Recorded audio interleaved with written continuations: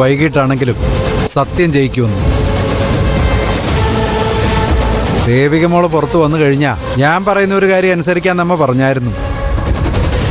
ആ വാക്ക് പാലിക്കണമെന്നൊന്നും ഞാൻ വാശി പിടിക്കുന്നൊന്നുമില്ല.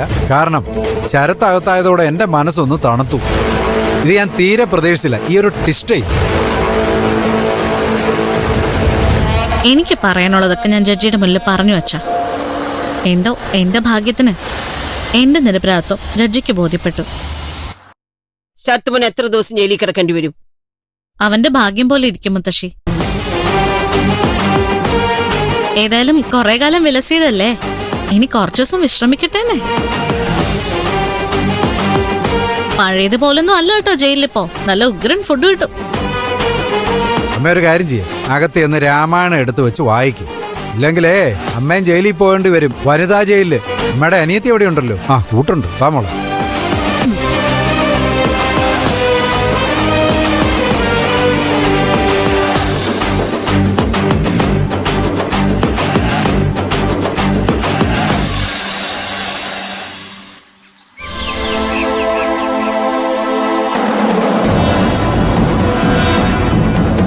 നീ എവിടെ പോയതാ?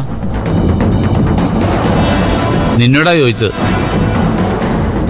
ഞാൻ എവിടെ പോയ ഡാഡിക്കെന്താ? എനിക്കൊന്നും ഉണ്ടായിട്ടില്ല. അല്ലെങ്കിലും ഓരോരുത്തരും അവരവർക്ക് തോന്നുന്ന പോലെ ജീവിക്കുന്നൊരു വീടാണല്ലോ ഇത്. അത് നല്ലതാണോ മോശമാണോ എന്ന് ചിന്തിക്കുന്നത് എല്ലാവർക്കും നന്നായിരിക്കും. ഡാഡിയുടെ ചട്ടം പഠിപ്പിക്കലും ചോദ്യം ചെയ്യലോ പ്രശ്നങ്ങൾ ഇത്രയും വഷളാക്കിയത്. അദ്ദേഹത്തിനോടുള്ള ഡാഡിയുടെ പെരുമാറ്റം എങ്ങനെയുള്ളതായിരുന്നു എന്ന് എപ്പോഴെങ്കിലും ആലോചിച്ച് നോക്കിയിട്ടുണ്ടോ? എവിടെ പോയാലും കുറ്റം, എന്ത് ചെയ്താലും കുറ്റം. ശാസിച്ച് ഇപ്പൊ എന്തായി? ഡാഡി ആഗ്രഹിച്ച പോലൊരു മരുമോനെ കിട്ടിയില്ലേ? അല്ലെങ്കിലും അവസാനം എല്ലാ കുറ്റങ്ങളും എന്റെ തലയിൽ തന്നെ വന്ന് വീഴുമെന്ന് എനിക്കറിയാം. ഒന്ന് നീ മനസ്സിലാക്കിക്കോ. ഞാൻ എന്തെങ്കിലുമൊക്കെ പറഞ്ഞിട്ടുണ്ടെങ്കിൽ അതൊക്കെ നിങ്ങളുടെ നന്മയ്ക്ക് വേണ്ടി മാത്രമായിരുന്നു. ഡാഡി കുറച്ച് ഓവറായിരുന്നു. എനിക്ക് തന്നെ പലപ്പോഴും ഇഷ്ടക്കേട് തോന്നിയിട്ടുണ്ട്. അപ്പൊ പിന്നെ അദ്ദേഹത്തിന്റെ കാര്യം ചോദിക്കണ്ടല്ലോ. എല്ലാരും കൂടി നിയന്ത്രിച്ച് എന്റെ ജീവിതം ഒരു വഴിക്കാക്കി. അതിനിപ്പോ എന്തുണ്ടായിന്നാ? ഒന്നും ഉണ്ടായില്ലേ? എല്ലാം കൈവിട്ട് പോകാൻ തുടങ്ങിയത് അറിയാത്തതാണോ അതോ അറിഞ്ഞിട്ടോ അറിയാത്ത പോലെ നടിക്കുന്നതാണോ? നിരഞ്ജനെ നമ്മൾ നേരെയാക്കി എടുക്കും. എങ്ങനെ? എനിക്ക് തോന്നുന്നില്ല അത് നടക്കുമെന്ന്. ഇനി അത് പ്രയാസ ഡാഡി. ഒരാണായിരുന്നിട്ടും ആണിന്റെ മനസ്സ് മനസ്സിലാക്കുന്നതില് ഡാഡി പരാജയപ്പെട്ടു. എല്ലാം ബാധിച്ചത് എന്നെ മാത്രം. എനിക്കും എന്റെ കുഞ്ഞിനും ആരും ഇല്ലാതായി. അങ്ങനെയൊന്നും സംഭവിക്കില്ല. സംഭവിക്കാൻ ഞാൻ സമ്മതിക്കില്ല. തെറ്റുപറ്റാത്ത മനുഷ്യരില്ല. അവരത് തിരുത്തും, അല്ലെങ്കിൽ നമ്മള് തിരുത്തിപ്പിക്കും. അതിനെന്താ വേണ്ടതെന്ന് എനിക്കറിയാം. നീ സമാധാനമായിട്ടിരിക്കുക. നിനക്കൊന്നും നഷ്ടപ്പെടില്ല, ഒന്നും.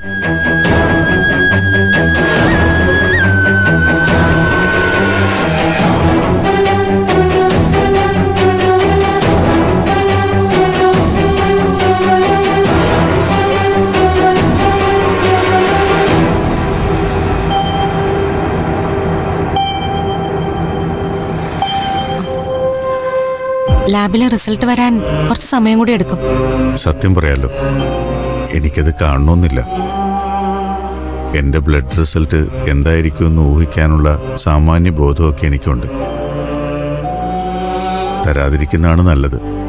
തന്നാലും ഞാനത് നോക്കില്ല. ഇങ്ങനെ അങ്ങ് നിരാശപ്പെടണോ? ചിലപ്പോ അത്ഭുതം സംഭവിച്ചാലോ? ഞാനിപ്പോ ഏറ്റവും കൂടുതൽ വെറുക്കുന്ന വാക്കാ അത്ഭുതം. എന്റെ ജീവിതത്തിൽ അത് ഒരിക്കലും സംഭവിക്കാൻ പോകുന്നില്ലെന്ന് എനിക്കറിയാം. പിന്നെ നമ്മൾ ഡോക്ടർമാർക്ക് എന്നെപ്പോലുള്ള രോഗികളെ സമാധാനിപ്പിക്കാൻ വേണ്ടി പറയാം, അത്രയുള്ളൂ. നിരഞ്ജൻ രോഗി മാത്രമല്ലല്ലോ, നല്ലൊരു ഡോക്ടറും കൂടിയല്ലേ. ഹൃദയമാറ്റ ശസ്ത്രക്രിയ വരെ ചെയ്യാൻ കഴിയുന്ന ആള്. മഹാവൈദ്യനായ ദൈവത്തെ വിശ്വസിക്കാതിരിക്കുന്നത് മോശമല്ലേ? ദൈവം മഹാനല്ലെന്ന് ഞാൻ പറഞ്ഞില്ലല്ലോ. എന്റെ കാര്യത്തിലല്ലെന്നേ ഉള്ളൂ. ഞാനങ്ങനെ വിശ്വസിക്കുന്നില്ല. നിരഞ്ജനെ ഒരിക്കൽ എനിക്ക് നഷ്ടപ്പെട്ടതാ. വീണ്ടും ഒട്ടും പ്രതീക്ഷിക്കാത്ത നേരത്ത് തിരിച്ചു കിട്ടി. ഇനിയും ഒരു നഷ്ടപ്പെടല് അതെനിക്ക് താങ്ങാൻ കഴിയില്ല. നിരഞ്ജനോട് ദയ കാണിച്ചില്ലെങ്കിലും ദൈവം എന്നോട് ദയ കാണിക്കും. അക്കാര്യത്തില് എനിക്ക് നല്ല ഉറപ്പുണ്ട്. ഞാൻ മാലുവിനെ നിരാശപ്പെടുത്തുന്നില്ല. പക്ഷേ നടക്കുന്നത് മറ്റൊന്നായിരിക്കും. എന്തു പ്രതീക്ഷിക്കുമ്പോഴും ആ മറുവശം കൂടി മനസ്സിലുണ്ടാവുന്നത് നന്നായിരിക്കും.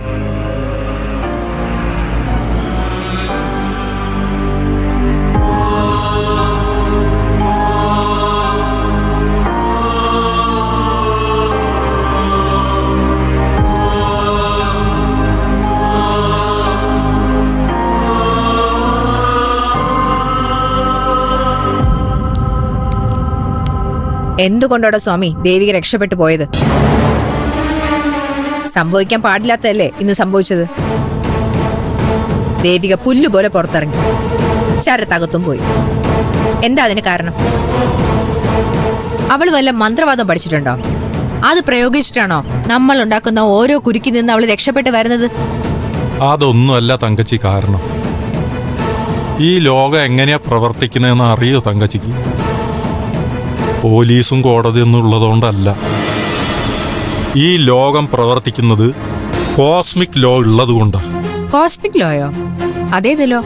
അതാണ് ശരിക്കുള്ള ലോ. ദൈവത്തിന്റെ ലോ, പ്രപഞ്ചത്തിന്റെ ലോ. ദൈവത്തിന്റെ കയ്യിലൊരു പുസ്തകമുണ്ട്. ആ പുസ്തകത്തിൽ നമ്മൾ ഓരോരുത്തരും ചെയ്യുന്നത് എഴുതി വെക്കുന്നുണ്ട്. അതനുസരിച്ചാ നമുക്ക് ഓരോന്ന് കിട്ടും. നന്മ ചെയ്ത നന്മ, തിന്മ ചെയ്ത തിന്മ. അതും ദേവികയും തമ്മിൽ എന്താ ബന്ധം? ബന്ധമുണ്ട്. കാര്യം നമ്മളുടെ ശത്രുവയ്ക്ക് തന്നെയാണ്. എങ്കിലും ആ കുട്ടിയുടെ സ്വഭാവം പവന്മാർക്കല്ല. ഒരൽപ്പം പോലും കറ പുരളാത്ത ജീവിതമല്ലേ ആ കുട്ടി ജീവിച്ചുകൊണ്ടിരിക്കുന്നത്. മരിച്ചുപോയ ഭർത്താവിനെ മനസ്സിൽ ധ്യാനിച്ചുകൊണ്ട് അയാൾ ഇട്ടുകൊടുത്ത താലി അണിഞ്ഞുകൊണ്ട് ജീവിക്കുക ആർക്ക് പറ്റും? അത് വേറെ ആരും കണ്ടില്ലെങ്കിലും മുകളിലൊരാൾ കാണുന്നുണ്ട്. ആ അനുഗ്രഹ സമയാസമയത്ത് ദേവികയ്ക്ക് കിട്ടിക്കൊണ്ടിരിക്കുന്നു. തന്റെ ഈ മണ്ടൻ സിദ്ധാന്തമൊക്കെ കൈവച്ചിരുന്നാ മതി. അവൾ അത്ര നല്ലവളായിരുന്നെങ്കിൽ അവളുടെ ഭർത്താവ് മരിക്കുമായിരുന്നോ? ആ സമയത്ത് എവിടെ പോയിരുന്നു ദൈവത്തിന്റെ അനുഗ്രഹം എന്ന് ചോദിച്ചാ അത് ഈ പൂർവ്വജന്മായിട്ടുള്ള കാര്യങ്ങളൊക്കെ ആയിട്ട് വരും. താൻ ഇനി ഒന്നും വിശദീകരിക്കണ്ട. നടന്നതൊക്കെ നടന്നു. ഇനി അവനെ എങ്ങനെയാ പുറത്തിറക്കാൻ പോകുന്നത്? ആ ശരത്തിന് കോടതിയിൽ ജാമ്യാപേക്ഷ കൊടുക്കണം തങ്കച്ചി. ആര്? ഞാനോ? എടോ, ആരെ കൊണ്ട് കൊടുപ്പിക്കാന്ന് പറ. ഇതിനൊക്കെ ആ ചന്ദ്ര മതി. മതിയല്ലേ? എന്നാ പിന്നെ അവളെ തന്നെ വിളിക്കാം.